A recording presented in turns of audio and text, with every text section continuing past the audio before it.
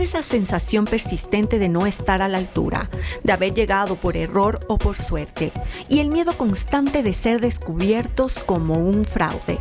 Es más común de lo que se piensa. Lo padecen profesionales exitosos, estudiantes brillantes, personas que desde fuera parecen muy seguras de sí mismas, pero por dentro dudan de su mérito.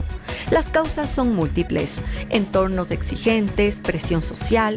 Aunque no es un trastorno psicológico, sí puede afectar la salud mental, la autoestima y la calidad de vida de una persona. Por eso es tan importante hablar acerca del síndrome del impostor. A lo largo de su vida, la exigencia permanente y el perfeccionismo fueron rasgos que acompañaron a Sofía. Pero fue al llegar a la universidad cuando empezó a sentir que sus méritos académicos estaban en duda. Miraba a sus compañeros y pensaba que todos sabían más que ella, que su lugar en ese salón era un error. ¿Cómo empezó el malestar? Cuando yo misma sentía que estaba compitiendo, pero no había una competencia. La competencia era interna, más que todo el de ser suficiente, no lo podré hacer y que los demás se den cuenta de eso. Yo ya no lo veía como que qué bueno, qué felicidad, lo logré, pasé, aprobé, sino era más un tema de tengo que hacerlo mejor la próxima vez, tengo que volver a repetirlo, necesito hacerlo otra vez. Creo que me costó más la energía mental que el mismo hecho de estudiar. Para mí no había un descanso porque necesitaba ser mejor. Dejé de dormir, dejé algunas cosas de lado, algunos proyectos, también renunciaba a algunas cosas porque entre mí era uno lo voy a lograr. Ese miedo silencioso tiene un nombre: síndrome del impostor. El término apareció en 1978 cuando las psicólogas Pauline Clance y Susan Imes lo utilizaron para describir a mujeres de alto rendimiento académico que, pese a sus logros, se sentían como un fraude. En primer lugar, me gustaría puntualizar que no está clasificado dentro de los trastornos clínicos de psicología de salud mental, sino más bien viene a ser un patrón de pensamientos irracionales o limitantes que empiezan a influir en nuestras actividades o la forma en la que nos percibimos a nosotros mismos. ¿Cómo? Empiezo a tener comparaciones con otras personas, una autoexigencia muy alta, ¿sí? Y de alguna manera no logro identificar logros en mí. Si es que esto no podemos gestionarlo de una manera adecuada, lo que pasa es que nos genera inseguridad y a largo o mediano plazo nos puede dar un poco de baja autoestima, ¿no? Entonces empezamos a dudar de nosotros mismos y eso obviamente nos limita el poder desarrollarnos de una manera adecuada en todas las esferas de la vida. Esto nace de estudios que se realizan, por ejemplo, con mujeres que ingresan en los ámbitos universitarios y que de alguna forma creen que no lo van a lograr o que lo van a hacer mal, pese a que hay un criterio de su realidad que les demuestra que son capaces. Entonces, esto se puede ligar mucho con rasgos obsesivos, con ideas, ¿no es cierto?, en donde hay una sensación muy fuerte de autocrítica. Y entonces esta autocrítica lleva a ser como tan complicada para la persona que esta persona tiene como esa sensación de temor constante de que va a ser descubierto, de que lo que está haciendo es una impostura, es un fraude. Sus síntomas suelen ser silenciosos: perfeccionismo extremo, miedo a fallar, dificultad para reconocer los logros. En el caso de Sofía, se manifestaron desde la infancia. Y todo el tiempo me exigía y me presionaba para conseguir algo que quizá no me lo pedían. Obviamente había esta parte de tienes que ser buena, pero ¿cómo soy buena? Trataba de ser buena en todo. Entonces quizá no era solo en los estudios de pequeña, trataba de hacerlo en todo. Supongo que eso ya se me acumuló en la adolescencia y pues empezó todo este dilema del síndrome mismo al que le llamamos el impostor. Cuando llegan a consulta no llegan diciendo creo que tengo el síndrome del impostor, sino más bien tengo mucha ansiedad al hacer las cosas. En mi trabajo, al demostrar o entregar una prueba, o cuando voy a dar una exposición, o cuando va a pasar algo, siempre estoy pensando en ser perfecta o dar lo mejor de mí, ¿ya? El problema aquí, cuando escarbamos en la historia del paciente, se reduce a que en su casa, cuando eran niños y llegaban con una nota de 9 o una nota de 10, era invalidado. Es lo mínimo que tienes que hacer, tienes que sacarte más, ¿no? Son estas crianzas autoritarias, poco permisivas y poco flexibles, en donde no le damos al niño la capacidad de equivocarse, de que le podamos, no sé, acoger, guiar, ayudar, sino solamente le damos validación de que sus logros son igual al éxito de él. O que solo con eso nosotros como padres lo podemos acoger, querer, cuidar, ¿no? Entonces eso genera un conflicto con nuestra identidad, con nuestra forma de percibirnos a nosotros mismos, Y ahí es donde empezamos a desarrollar todo lo mencionado. Son personas que también tienen baja autoestima.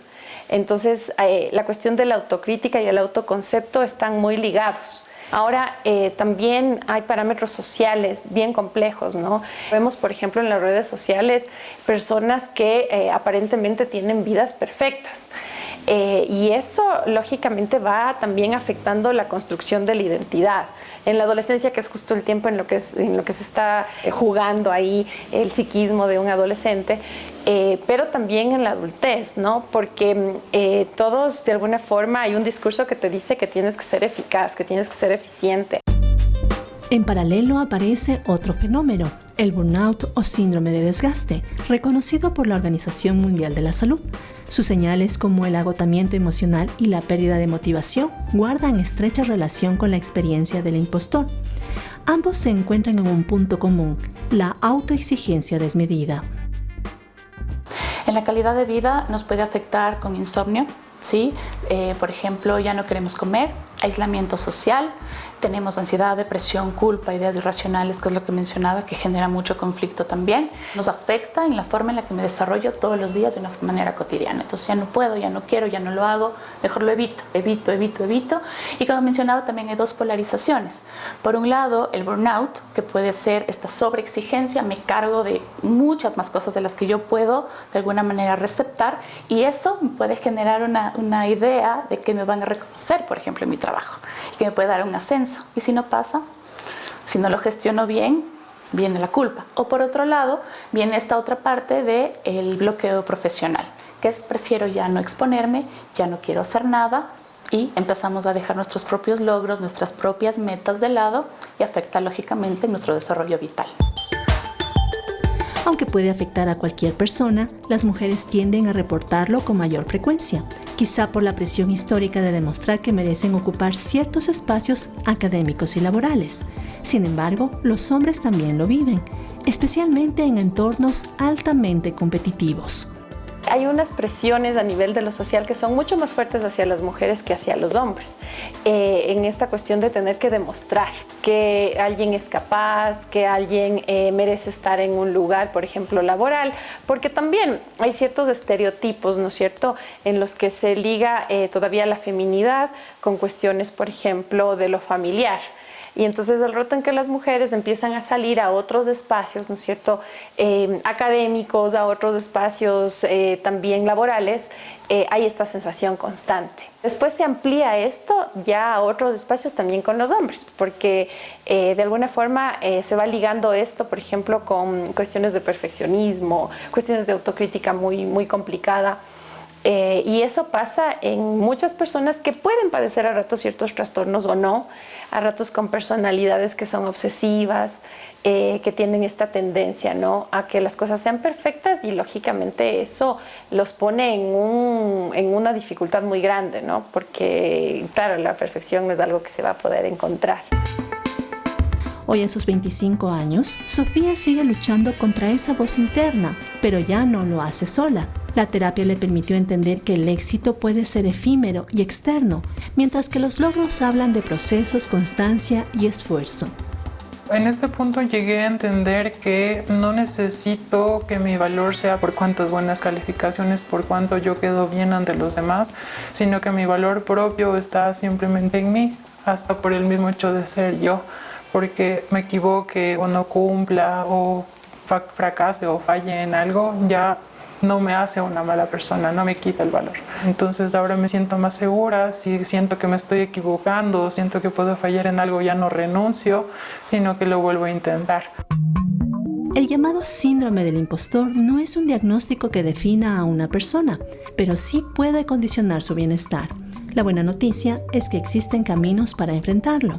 El acompañamiento psicológico es una herramienta clave. Pedir ayuda, sobre todo cuando no he dormido más de 3 o 4 días, es importante prestar atención en los signos vitales y sobre todo en las necesidades básicas del ser humano. He cambiado mi capacidad de alimentación, entonces ya no quiero comer o quiero comer mucho porque tengo un hambre emocional derivada de la ansiedad. Me aíslo de mis amigos, de mis pares. no recibo cumplidos, ya no quiero estar con otras personas porque me comparo tal vez con las habilidades o con la forma de vida de mi compañero. O cuando ya tengo esta ansiedad, a veces incluso les genera ataques de pánico. El trabajo terapéutico en estos casos pasa a ser ya un elemento indispensable, porque el sufrimiento psíquico es un sufrimiento real, es un sufrimiento complejo, ¿no? Los padecimientos de salud mental son mucho más complejos de ratos que los padecimientos de la salud física. Se deberá trabajar mucho en la cuestión cognitiva, en el pensamiento, en estos pensamientos intrusivos, brindar herramientas para que la persona pueda de alguna forma saber en qué espacios o en qué ambientes esto se detona. Habrá que trabajar mucho ahí la cuestión del fortalecimiento de la autoestima, habrá que trabajar ahí también los patrones de crianza que una persona pudo tener, las exigencias a las que estuvo expuesto, habrá que hacer también un cuestionamiento a ciertos estereotipos sociales a los que se espera que, por ejemplo, las mujeres respondamos, ¿no? El síndrome del impostor tiene un impacto profundo a quien lo padece. Reconocer los pequeños logros y celebrarlos, hablar de lo que sentimos y entender que los errores son parte del aprendizaje, son pasos claves para reconocer que no es necesario sentirse perfectos para ser competentes.